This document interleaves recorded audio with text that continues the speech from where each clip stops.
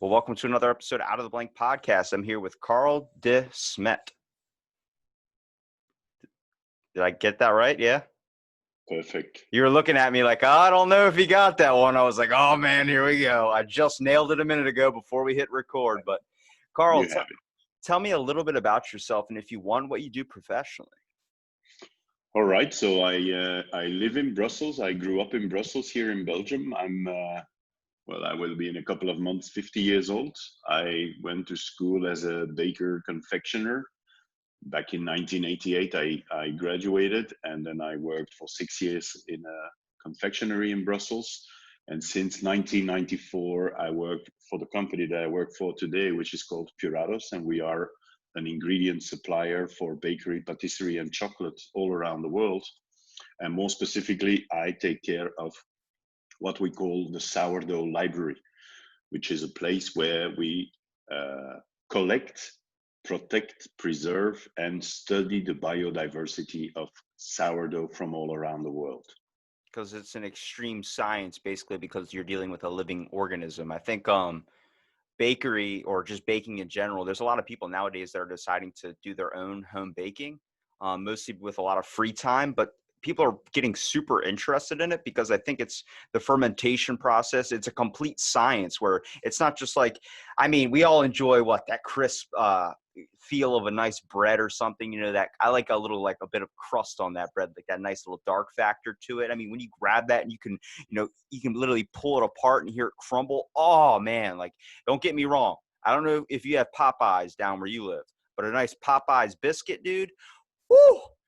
That factor, I mean, that is heaven on earth right there, man. I mean, people like it soft, people like it in all these different contexts, but through talking to people that are bakers and hearing, home bakers, especially people that are starting to dive into this, they get addicted to it. I mean, it's like a whole, it's like cocaine or something. Or it's like, yo, I just baked this bread. I just had this ferment last night. I was like, whoa, is it this amazing to try baking? Well, I guess that, seeing the current situation with all the lockdowns, many people actually started to bake at home. But it's already like the last 10 years that we see an amazing community of home bakers and professionals on social media. Like on Facebook, there is this nice group called Perfect Sourdough, which was created by Teresa Greenway, a fantastic woman from close to Seattle. There's, I think, more than 70,000 people already in there who are baking at home in the most crazy things. Actually, they bake amazing breads. They have no rules when we look in the professional world. A schooled baker has a kind of a format. A baker is taught to make a maximum amount of bread in a minimum amount of time. That's what we learn in school. But here in this group, these people have no rules. They just experiment in their kitchen and they do the most amazing things. And recently, we see that this community is even booming more because there is a shortage in yeast. People do not find it in the stores. They can't go to the bakery or they can't go to the store, and they start providing their own bread. And the nice thing about that is that people rediscover this amazing art of fermentation. And I guess, and I really hope that the people will start value more again what professional bakers are doing, because bread is often, to my opinion, considered as, okay, a staple food. It has to be cheap, and it's something where you put butter on it or anything else. But it's so broader than that. Bread is something that, when you put it in the center of the table, it will unite everything else you have on the table. If you have beer or wine or yogurt or dips or sausages or cheeses, through the bread, you can bring all of that together. And it felt like for so long, we didn't really enjoy this as much. I feel like for at least like the past 20 years or so, there's always been a staple in the diet trend of carbs are bad, so breads are bad, and let's eliminate that. But I'm like, if you really look down to it, I mean, one of my favorite comedians, Tom Papa, for instance, he writes a book on baking bread, and he's known as like a good baker, even though he really just started it for fun. But since he's been on Joe Rogan, they exploited him as like a good baker. And he always talks about the bread is not the bad part; it's the stuff we're consuming today that make that bread that we get in the store, that Wonder Bread that everybody loves, that stuff, you know, that obviously, I mean, I grew up on that. I mean, my parents weren't wealthy, so you obviously, like, it was weird. People don't eat that end piece, the one that looks all misshapen. It's because it looks misshapen. I'm like, that's a waste. I would slam peanut butter on that bad boy and tear it up. But when we look at sourdough bread and the real people that bake these breads, such as like in a bakery, when you smell it when you walk into the door, that bread is not the stuff that is unhealthy. That is actually very good for you. It's easily broken down by your body. It's not gunked up. I know people talk about, I have a gluten allergy. Do you know what gluten is? A lot of people really don't, but they like to express that term. And I think it's fascinating to see how for so long this diet trend of like, oh, you can't eat carbs, carbs are bad, got to be refined grains, no processed foods, all this type of stuff.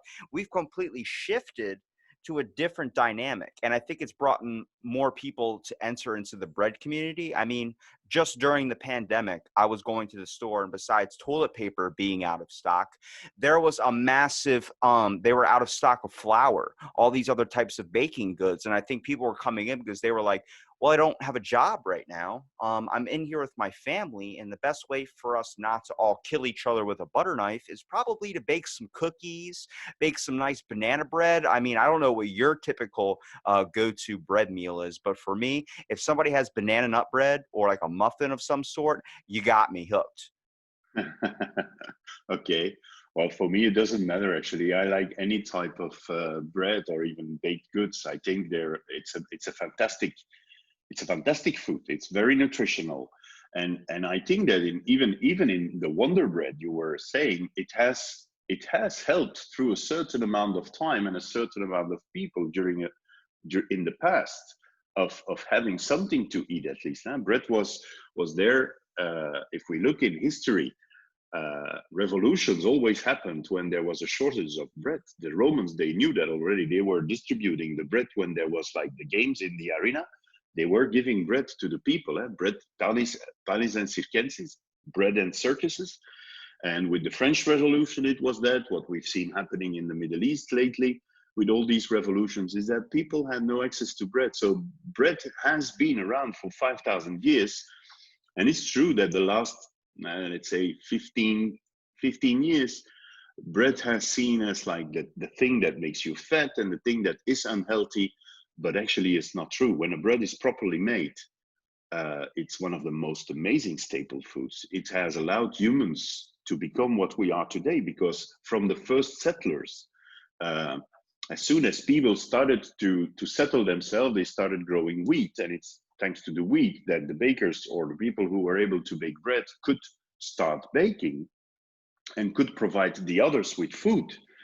When you don't have to pay or to take care of your own food, you have a mass amount of time that frees and that you can invest in something else. And that's how the pyramids were built, and that's how the Roman Empire was built, is because bread was the main food. And I believe that today we have neglected it a little bit, and we say that bread is bad, but on the contrary, what we see now through studies that are happening on the health benefits of typical sourdough bread, um, we see that it's so good. Now, these studies are still ongoing, and I do not have tremendous details, but we know that sourdough bread is more digestible because the digestion is actually already happened during the fermentation, and so our body is able to absorb all the nutrients that are available.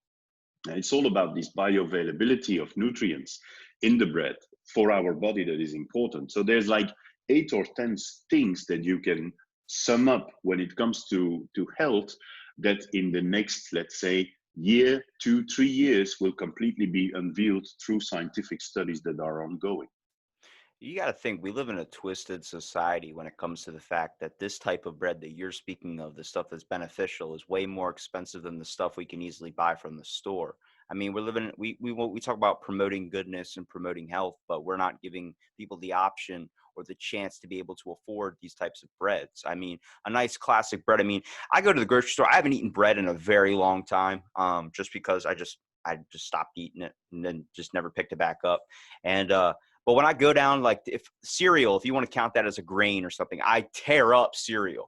But when I'm walking down the cereal aisle, there's breads to the right, and I'll just walk by and I'll smell them. I mean, there Mm. the whiff of like a nice raisin like bagel or something, when you smell that, it's not super strong like if you're doing probably your own home baking or something, but when you smell that cinnamon raisin, oh dude, it takes you off your feet. Like I would marry a cinnamon raisin bagel, I'm telling you. And I think what's interesting was, what I like to do is I like to research a lot of the history behind these foods, and like what you're saying with the ancient or with the Egyptians, for instance, the reason why their teeth were so grounded up was because of the grindstone from the bread. What happened is they would get sand in the bread, and if anybody's eaten a sandwich on the beach before, you know it's a pain in the ass. You got sand in your PB&J. For me, I still ate the sandwich. Um, I don't know about anybody else out there. You can't stop me from tearing up a PB&J. You can put dirt on it. I don't know. I'll still eat it. I mean, I eat dirt handfuls anyway. But when you're looking at where bread has really gone throughout history, I mean, it's got us through war times. I mean, soldiers would be given a piece of bread, and it was just to fill their stomach up. My great grandfather was raised during the Great Depression, and in the 1920s, they would only get a bread for, I think, a week. They got one loaf of bread to last the whole entire week, and people can tear that up in a matter of 2 days. So imagine making that last. So for him, every meal for him was like these war lunches, these war meals. I would come over and he would have like a piece of chicken, and then he would have like buttered toast, and that was, or just buttered bread. That's what you ate, buttered bread, or always buttered bread. And I'm like, why is it that this is for every single meal? Like you can have it breakfast, lunch, and dinner, but it's not the best bread to be eating every single day. Eventually you're 12 years old holding your stomach like, I don't feel so good. And he's just like, put some more butter on it. It's like, whoa, whoa, hang on. But I mean, to see how we've advanced with it in society, where do you think it's going to end up in like the next, 5 years with the way we're going now? Because I feel like we've done a complete 180. I mean, the fact of people are starting to educate themselves more. We have this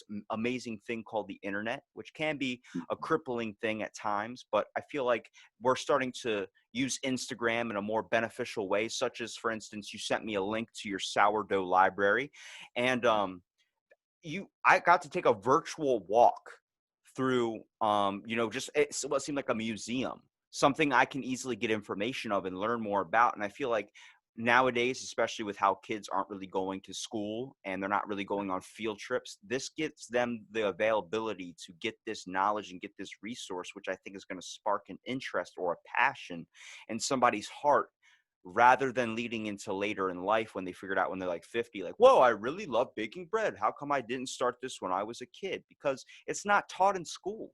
We have culinary classes, but they're not mandatory. They're not like, I mean, I think I had a cooking class in 8th grade. I burned the shit out of my hand because I forgot to grab it out of the oven with an oven mitt.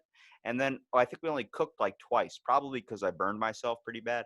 But it was nothing. Like there was no learning about foods. I didn't end up. I mean, I'm 22 years old, so I don't even know how to use the oven. So I mean, that shows you where we've kind of taught as a society what cooking is. It's easier to get a fast food meal than get real food. Hmm. Well, if we look at bread in general, or let me start by something else. We know that from studies that we conduct every 3 years, we do like this giant study on what we call Taste Tomorrow, where we interview foodies, regular people, experts, professionals from all around the world about, okay, what do you think that the future of bakery, patisserie, or chocolate will be?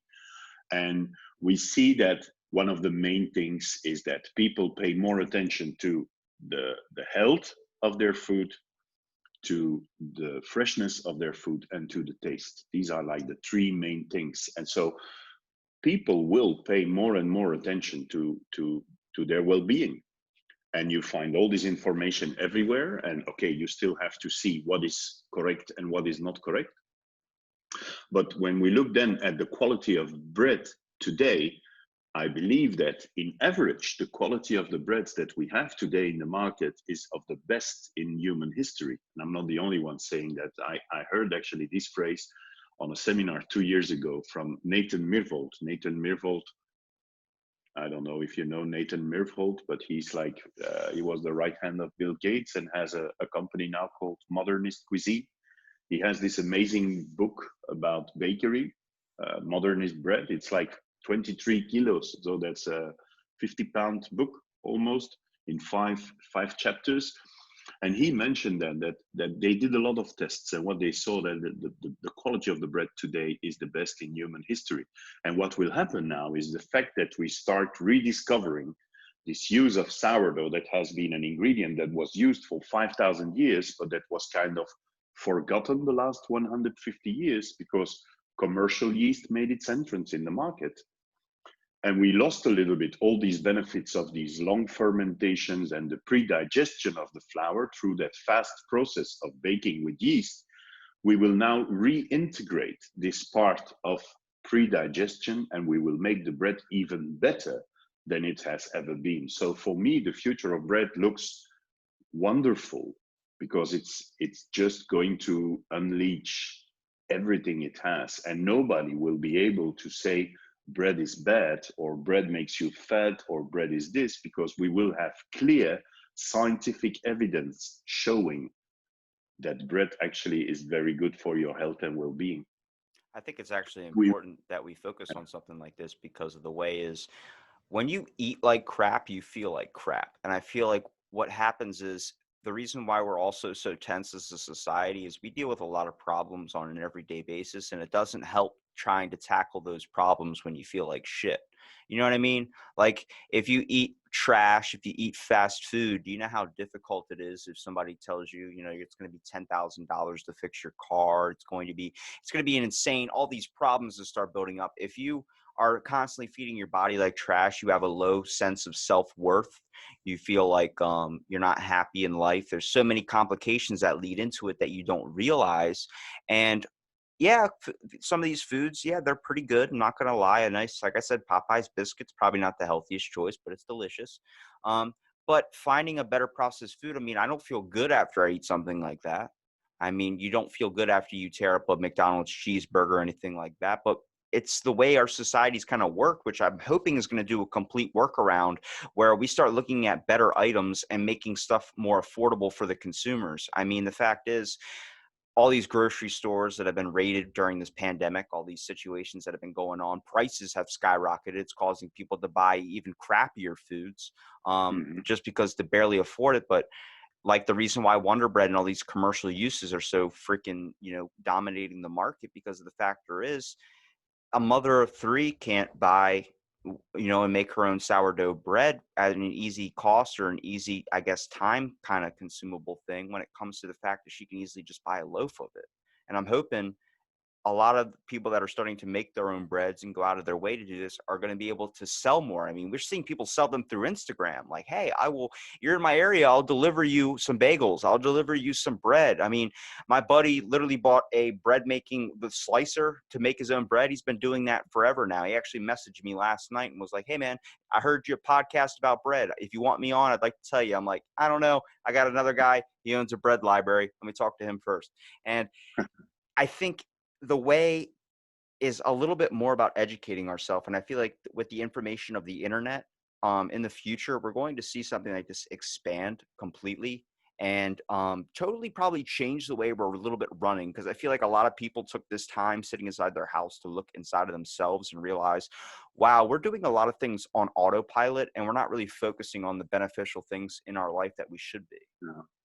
Well, it could be that now this what we see here in Europe, and I do believe it's already happening in other countries as well, is that these micro bakeries. So people who fell in love with baking for themselves in their home, they bake one bread for every 2 3 days, and then they start baking a bread for the neighbors and one for the family, and they end up like having orders in the end of the week, and they make like 50 breads, and then they decide to open this little micro bakery. And of course, if if you start with a micro bakery, more and more people are going to come, and you will expand your bakery. And I think that some of these micro bakeries that have opened or will open are probably going to be big bakeries in the future, because again, there will be a first generation, second generation, third generation, and I don't know, but whatever started small will eventually become big, like Apple started in a garage. Well, many people today, they bake or in their kitchen or in their garage, but it may end up in a professional bakery, and why not a bigger bakery, but they will have started in a moment where people recognize and value the quality of bread. So I think that's also a nice thing that is happening, that the local businesses are again growing up. And I am not saying that big bakeries are bad. I think that often you hear the discussion, oh, artisan bread is nice, industrial bread is bad. But I do not agree with that. I believe that it's the way the bread is made, and you can make in an artisan way a shitty bread, and you can make on an industrial way a very nice bread. There is some examples in the market, and it's not about artisan versus industry, but it is slow versus fast. And if one thing for sure that a good bread needs is time. The more time you give to a bread, the better it becomes. And so that's successful bakeries in the future will invest more time in the making of their bread, and they will supply what consumers actually demand. Do you feel like another problem in the industry is the fact that these people that do these artisan bakeries are probably just throwing artisan in front of their bakery, just like saying, hey, it's artisan bread. And then, you buy it and you're like, it's a little bit better. But I think what really goes into it is the factor of care. For instance, I podcasted with a good guy. His name is Andrew. He's going to murder me if I get his last name wrong. Mylovsky. His parents are from Russia, and they moved over here and started a bakery, which he ended up taking over. Mhm. And he talks about the care. And I mean, he's up all hours of the night just baking bread, doing so much into it. I mean, he sleeps during the day. He's more of like a night owl. And hearing him talk about like the bread and how, like, if we look at all these bakeries, all these shops that sell this stuff, you don't smell the bread until it's right in your freaking nose. Like, it's up your nose. You're like, I think I can smell the raisins. It's like, that shouldn't be happening. We should be able to walk down the street and smell it from around the corner. I mean, when I think bread, I think of like the mafia movies, like the mobsters coming down, like, you come to my store, you want some bread? Like, I think of that. Like, I think of the old style where people are going out on their street with loaves of bread and handing it to their neighbors, giving them as gifts, because that was something that was like, it was like flowers. It was like, it was like a $20 or something to somebody if you gave them bread. It was literally how they could feed their family, and it meant so much if your neighbor did that for you. And now we're like, you give somebody a slice of bread. I mean, people are taking it now and just throwing it at their baby's head. There's like 200 Facebook videos of just people like licking a piece of bread and throwing it at their baby, and it just sticks to their forehead. I'm like, this is not what it was meant for. I mean, I get it's funny, No. but it's meant to be a food of love and passion. And that's where, like, when we talk to you about it, like, you obviously can see that part of it. And I feel like now with social media, you being able to get your information out there as well, you're able to educate people on why this is so important too.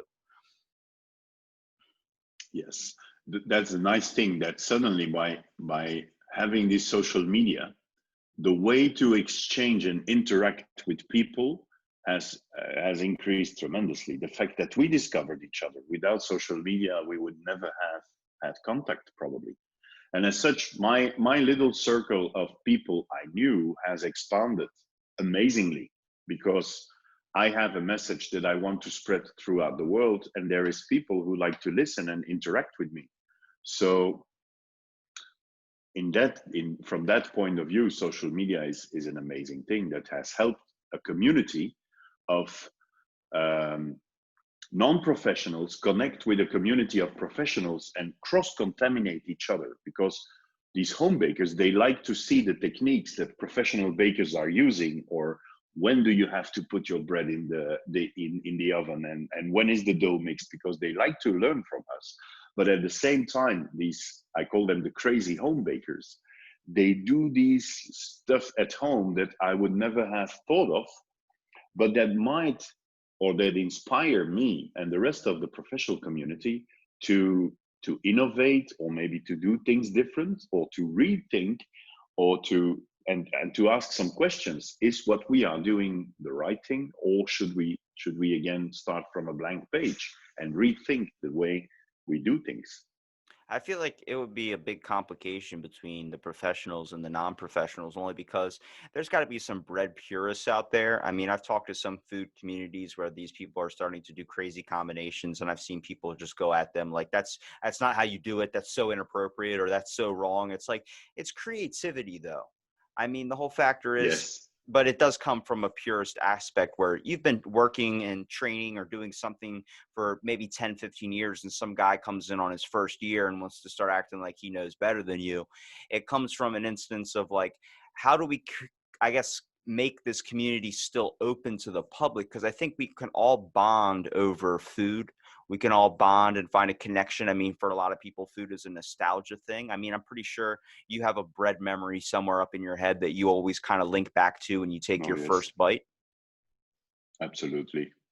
Yeah, it's not always the best memories, because I've had good breads and bad breads, but at least the bread I I always have a, a good feeling when you eat bread. Even when the bread is not that good, it's still a bread, and it is still like something that is nice, even if it's just a plain white thing with a bland taste. It can still be very good if you put a bit of butter on it, or if you combine it with a nice piece of cheese or meat, or whatever. But these purist thing is that, yeah, I find that uh, sad that some people say these are the rules and you have to live by the rules. I think when you bake bread, there is some guidance, and everybody should be free to do whatever they want. It's not, there should be no law or rule saying bread is this and this and this and this is how you have to make it. And that's what some people try to do. I believe that there is no limits, and everybody can use its free creativity to add other stuff. If you look in the world of cooking, chefs, they can do whatever they want. The more ingredients they combine, the happier the people are, because they say, "Oh, have you tasted that? And it's with a combination of this and this and this, and the flavor is amazing." And then suddenly, when you look into bakery, many people say, "Oh, no, no, no, no, no! Bread can only contain flour, water, and salt, and this is how you have to make it." I do not agree with that. Bread should be much more, and we can learn from uh, the use of sourdough and different methods of fermentations, grains, seeds, vegetables, fruits, nuts, whatever can be combined with bread, and the way to use these things, like if you have a grain that you allow to sprout, you increase tremendously the nutritional values, and as such we should be able to create the best breads in the world. I feel like for yeah, like we're talking about the health style of things. We talk about looking at the taste and the factor of all these foods, but really it all comes down to what we've been thinking for so long is calories, carbs. I mean, the whole thing, Adkins put a giant thing on carbs back in the day. There was this diet trend, like That was the most crazy thing it we was, could it just was, have. yeah, you could say it. It was bullshit. The carb thing. I know so many people that were like, "That's 5 points. That's 5 points." I'm like, it's a slice of a bagel, man. Just enjoy it because it's not going to kill you. It's not going to hurt you. Obviously, you can go better with it, but now we're starting to reverse the process of how we've thought for so long when it comes to looking at the back of things. People are still checking carb content and all this, and I'm like, if you enjoy it, just taste it. I mean, I'll give you an instance, and I'm going to ask you the same thing. When it comes to a bread memory, I mean, I think we all have different moments, good or bad. A good one for me, I mean, I remember during school waking up, back when I was doing Fruity Pebbles or something and, for breakfast before I went to school. But I remember bagels, and I used to butter a nice raisin bagel, put it in the microwave for 20 seconds or something, get that nice softness to it, bite into it. That was my breakfast for so long that when I eat it now, 15 years later, it's a complete flashback to those moments. And then figured out like putting it in the toaster, doing it that way, getting a nice crisp factor to it. I mean, the ways you can have your own flavor, the way it can bring you back to a certain time in your life when it was a little bit more simple. I think that's what's so amazing, where we see foodies, we see all these people that are doing food pages on Instagram, because the reason why they're so passionate and why they're doing something like this is might be because they're bored, but at the same time, it's the factor of it was fun. It's a meaning thing to them. They found a connection with this. Well, if there is one thing that food does, is that it unites people. Yeah. Because if you eat by yourself, you never enjoy as much as if you can share with someone else. Like if you would have to cook only for yourself, it would be very boring, and you wouldn't pay a lot of attention. But if you have to cook for a friend or for your wife or family, or you invite friends over, well, the food, that's why people come to your house. Huh? It's not because you throw a party in the afternoon and you say from 2 to 4 we're gonna have a chat. There will be always something to eat, or someone will bring a cake. Food is it's always there when we want to have cozy moments. Yeah, it's a bonding experience. What's one in particular, if you're going to, bake a bread, or when you bite into a piece, what's a memory that always sticks out? You probably have multiple, but there's always that one where it's like always just kind of creeps its way in. Uh, I have so many that one is difficult. I had one for many years. There's always this memory that when I visited my grandmother when I was at the age of, I don't know, between 8 and, as far as it goes back, yeah, 8, 9, 10. We living in Brussels, we have here a typical kind of cheese. It's a cheese. It's very runny. It stinks, but it's very nice in taste. And so on Wednesday afternoons, she would take a piece of bread, kind of baguette style, stick, and then she would spread the cheese on it, and we could drink that together with the local beer, which it was a light beer. But that's like a very nice memory, having this kind of baguette with the cheese and the beer. That was like the most amazing moment. Have you ever had a bad experience? You've talked about how you've had one before, but is there any ones that stand out into your mind, and why was it such a bad experience? Let me think. For instance, I had one, like, I mean, I've been to, many places, gotten breads before, but back when I was a kid, dealing with, they always throw away that end piece. I had one that, I didn't know that had mold on it. And I thought Yeah, if you well, just unpicked it off and threw it away, then it was good. I And it was was like, yeah, I was exactly going to say the same thing. When I've been in the Boy Scouts for many years, and we always went on Boy Scout camp together with another group from a city in Germany. So we had a Belgian and a group from Germany. It was still Belgians, but it was the children of the military detachment there, and we had a connection through one of the almoezenier. It was the priest of the army who was before in our Boy Scout group, and then he went into their group, um, and that's how we connected. And on Boy Scout camp in summer, we had these big breads in plastic red bags, made somewhere in a bakery from the army, and often these breads we had no daily supply. So often after a couple of days, these breads get moldy. And what we did was we threw away the 2, 3 first slices that were moldy, yeah, and the rest we had to eat. But it's still there. The yeah. moldy flavor I is freaking, there, and you can't I, get rid of it. And that's I, that's like a very unpleasant taste.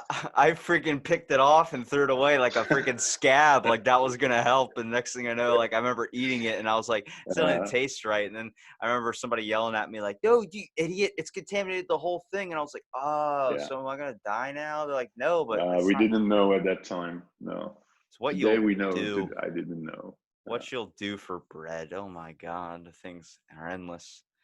But one very good memory I have too, but it's very recent. I was in the month of October. I went to Turkey to pick up a couple of sourdoughs there, and I made a movie about it. And I was in a bakery in near the Black Sea in the north of Turkey, and they bake bread. So they make these big loaves of between 7 to 10 pounds. So big loaves, and So they like bake the them size for, of a 3-year-old, right? Like the size of a 3-year-old. oh yes, a big 3-year-old. Yeah, like, and they bake it for 4 hours in a wood-fired oven. So that bread has an amazing flavor. The flour that they use is one that goes back to the Hittites. It's a kind of a durum wheat flour blended with another part. I forget the name now, but it's the crumb of that bread is like brownish, yellowish. Uh, it has this amazing nutty flavor, coffee flavors, roasted flavors. And when the bread came out of the oven, the baker took a big knife and he cut a whole round out of the middle, which was almost half of the bread he cut out from the top. And then he took like, oh, that was at least a pound of butter, and he put it in the hole and covered it again with the piece of bread that he cut out. And he let that melt. And then we took the bread upstairs. He had his house was above the bakery, and he had this tray with these pickled chili peppers. There was some wine leaves filled with rice and stuff like that, and tomatoes and almonds and olives. And we had some tea. And that experience of having this bread with this that had an amazing flavor with this fresh melted butter inside. I'm mouth watering, and Yeah, right now when I'm yeah. saying it, that is up to now the best bread experience I've ever had in my life. I feel like there's so many moments now that when people experience something like this, the way they hear it is like, how can they just talk about bread like this? And I think it's because, like we said, during the industry now, all we're seeing, at least over here in the States, is the fact like when you get a piece of bread, people just slather butter all over it. It's raw bread. It's not really cooked. It's not crusty. For me, I mean, I used to like a soft bread. Now I find myself like if I'm going to get a piece of bread or if I'm going to judge a piece of bread, I want to take it and I want to hold it up to my ear and I just want to Yeah, lightly try and crack it a little bit. And I want to hear that crackle. I want to hear that crust. I want to yeah, see those little chips kind of come down a little bit. I want to hear that nice spread apart. I mean, it should be like when you're hearing, like if you're plugging in a headset to a computer, when you hear that couple of yeah, yeah, pops and crackles, it should be like that. And I feel like now, like, I mean, one bread I'll always stand by, for instance, is the Outback bread. I don't know if you've ever been to Outback or you have that down there, but they have this black bread or something. I don't know what type it is. It is freaking delicious. Honestly, I don't even eat a meal there. I just eat the bread the whole time.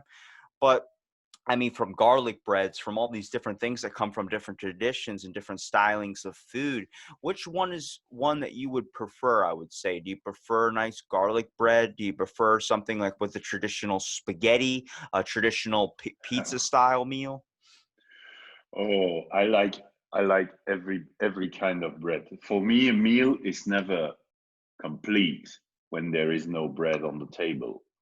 Um, it and the bread and garlic is a good combination. Although that garlic in the dough is not a very easy thing to do because there is a kind of substance in the garlic that destroys the gluten network. So it's difficult to make bread with garlic included, but you can easily spread it on top afterwards.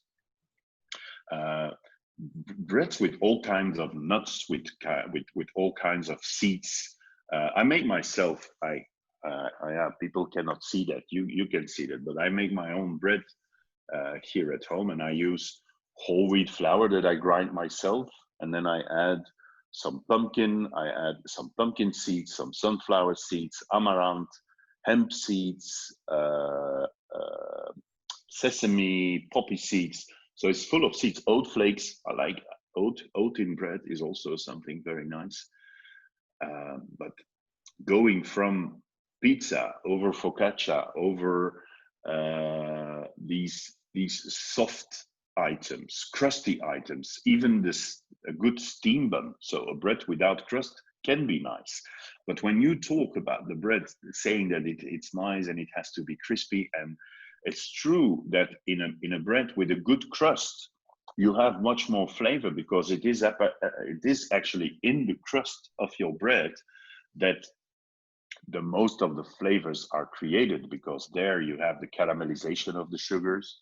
You can have this what we call a bread with eyeliner. So when you have where the bread is scored and you have the edge is a little bit black, which makes the bread nice and beautiful. But the flavor, of course, because the darker the bread becomes, the more bitterness you have.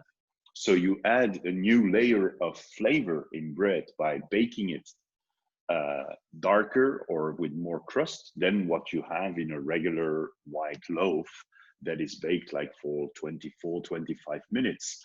These breads that you are talking about, they are baked for 40, 50, up to 60 minutes, depending on their size. I look at first of all, I think it's a crime if you are the type of person that eats a pizza and then just leaves the bread inside the box. I look at you like Oh no! Oh you're yes! yeah, those people are No! trash. I have people in my Ah family that yes! do it. They know. I look at them Oh like, my "What is God! this? Are you not going to eat Oh the crust?" no! I can't eat the crust. It's like, "Yes, you can. That's the best part, Ah that crispy factor to it." yes!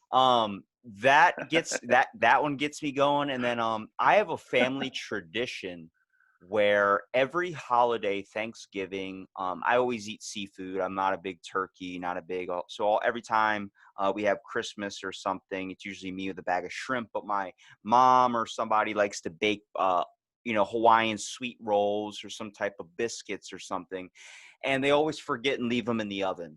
I mean, from when you get to see and you get to watch somebody run around the kitchen trying to get the meal ready while everybody's sitting down as fast as they possibly can. Then they sit down after they've given everybody a plate. Then they sit down and start eating their meal. And then you start smelling burnt biscuits. And then they start freaking out, kind of grab them out. I'm so sorry, complaining because they're all ruined.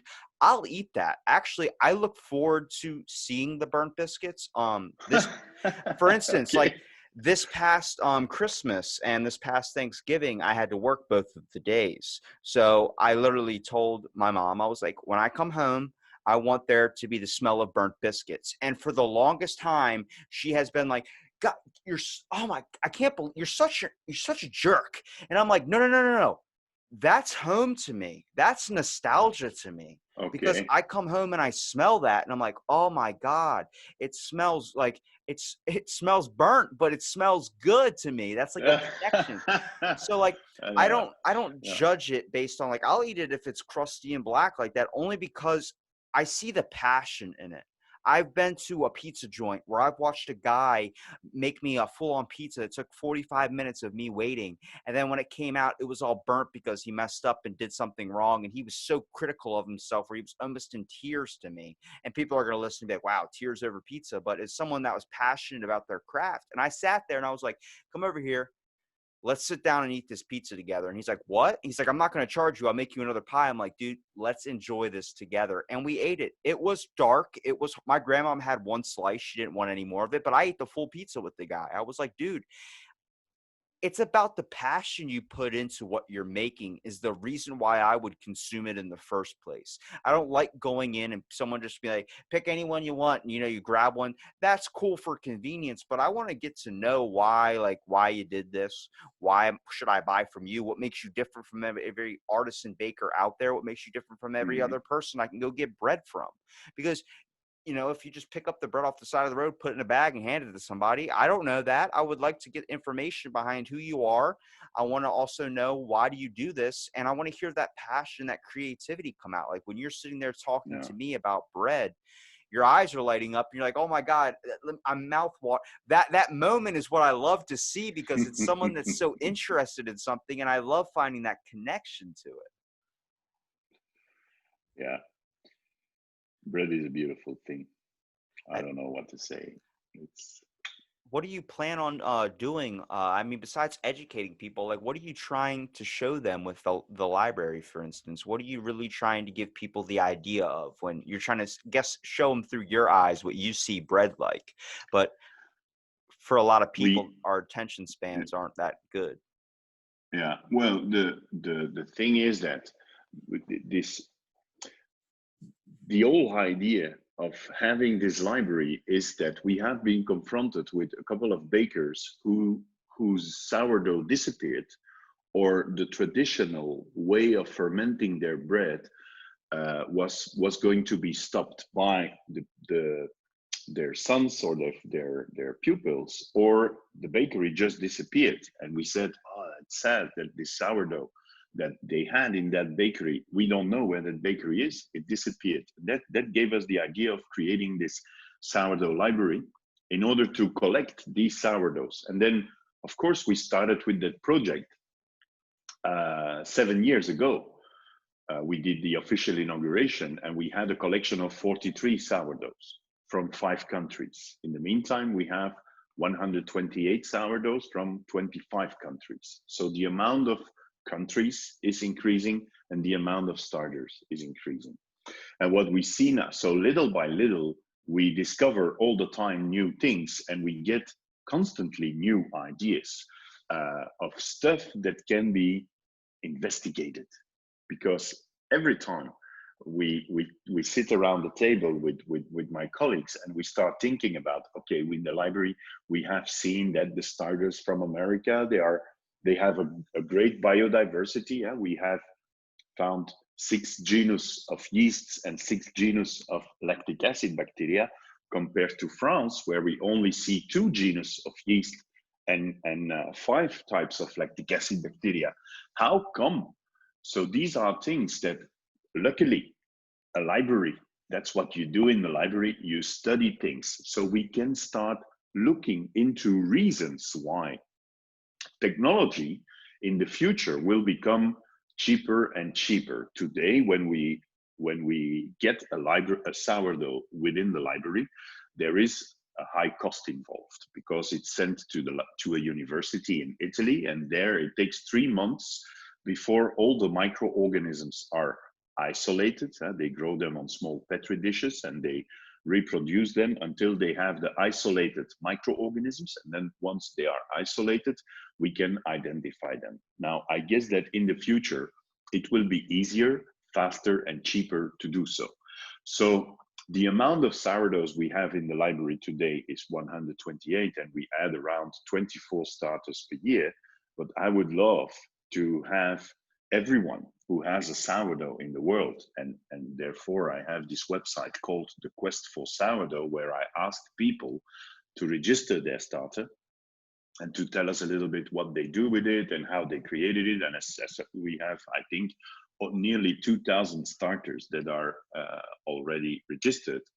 I hope that one day I can send a little, let's say, collector kit, a little box with a tube where I can ask people, give me a little bit of your sourdough, send it back to me, and that we can have the analysis, and that we can increase the amount of sourdoughs that we analyze, and as such, unleash some algorithms on them and see what are the differences between American sourdoughs, maybe South American sourdoughs, or what is the impact of these microorganisms.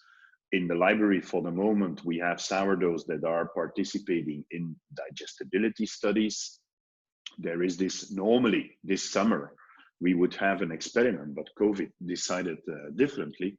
But the aim was to invite 2 bakers who gave their sourdough in 2014, 2 from 2015, 2 from 2016, and as such gather like 10, 12 bakers back in the library and they had to come with their sourdough, and then we would compare what they have today in their bakery with what we have today in the library, and the results that we had in the respective year they would give when they gave their starter to us.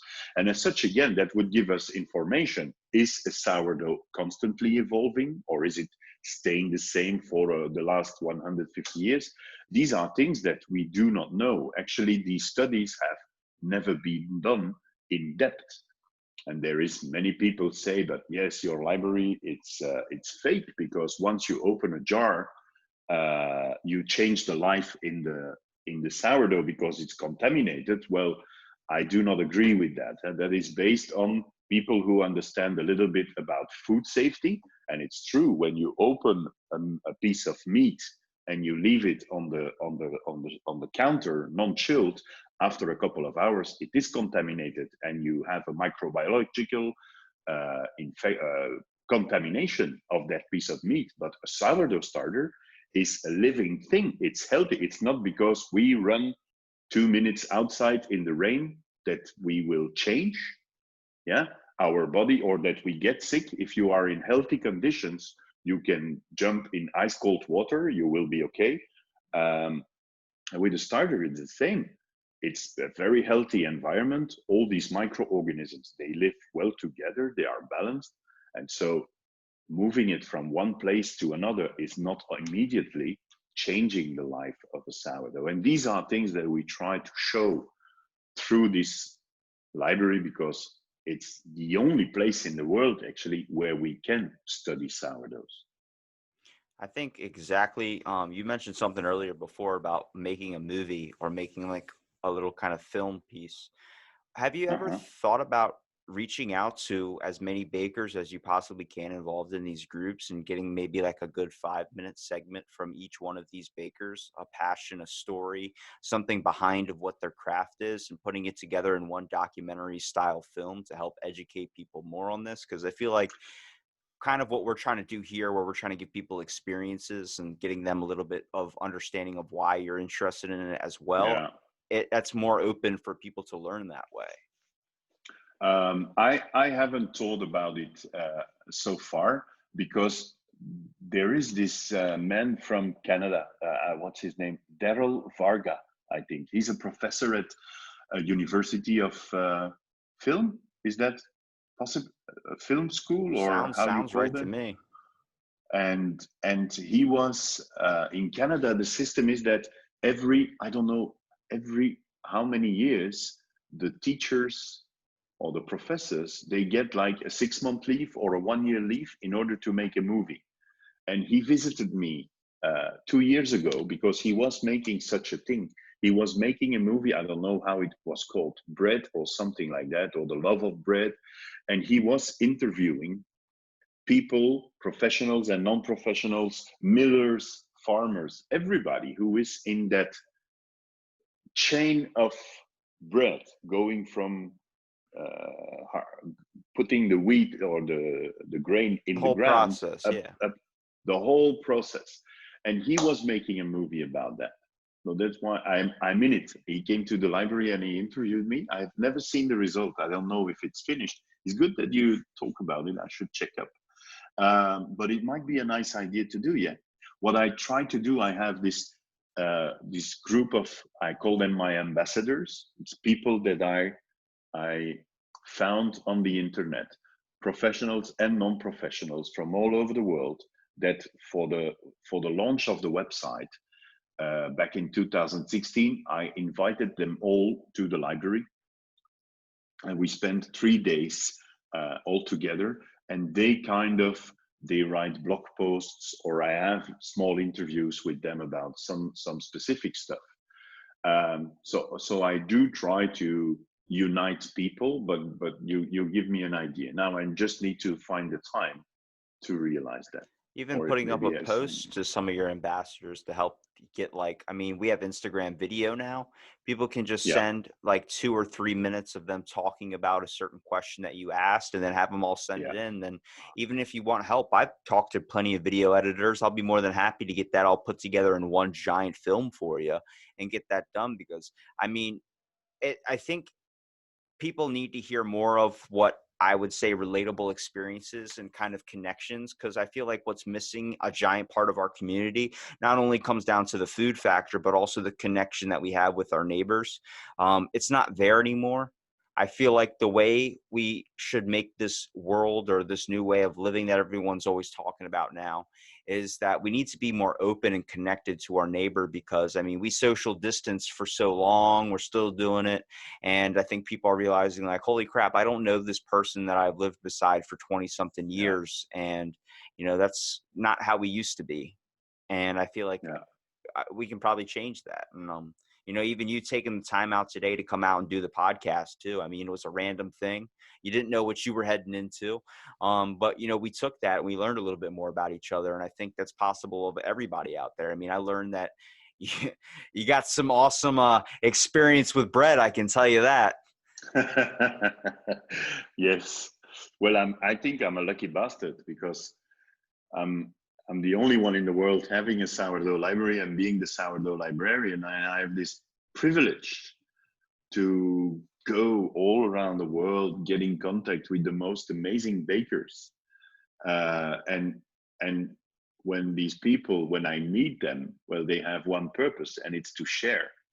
And that's the beauty, that whatever I've once written an ad, and it said, knowledge isn't something you have, it's something you share.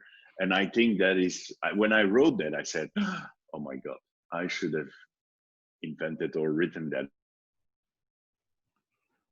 because I find that so beautiful, is that when you exchange whatever you have and you can pass that on to someone else and you will get something in return, not physically, but just learning from someone, is probably one of the most beautiful things that exist. It's passing down And that can information. I only, mean, some that's people, only through connection. yeah, well, some people like they want to hold on to a secret recipe, and I get that. But the whole Oh aspect no, is, what happens if you pass away and you don't have it written down? Next thing you know, that thing is lost forever. The whole, I have this, yes, I yeah, agree with you. I have this example. Actually, the place where I live just outside of Brussels, in a village called Asse. And in my youth, when I was, yeah, around 10, I recall when I was 10, there was one baker making a kind of biscuit, very thin, a very special look. I had no clue how he was making it, and he did not share. So, and it was called the Assekoek, so the biscuit of Asse. So really named after, and there was no one else making that. The guy didn't share his recipe.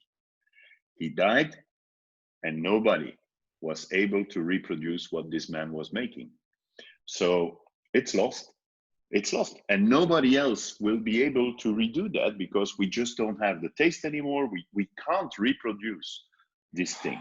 see, So it's, that's yeah, such a waste of it's information. very That's sad. Yeah, that's a waste of information. Like losing a piece of like something that could be, an amazing recipe, literally. And that, Yeah. thank God, I wrote down my great grandfather's recipe for sliced bread. Man, let me tell you something.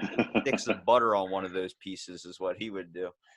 I have here in my kitchen, I have my recipe book where whenever I make something, I write a recipe down, and my children know whenever whenever I will not be there anymore, or when I stop writing in that recipe book, they will get that book and they will be able to reproduce what I was doing. What have you seen has been the craziest combination you've come across with these communities? Oh, there is this one guy in LA, Guy Guy Frankel. He's one of my ambassadors, and he had in his garden passion fruit. And what he did, he ate the passion fruit, but he dried the skins and he milled them together with his grain. That was for me one just freaking amazing thing. And then he did the same with some dried mushrooms that you can blend up. And you see, it's this kind of creativity that I love, because we as bakers, we would never think about that. But Guy is not a baker. He's writing scenarios and he's a filmmaker, but he's into baking.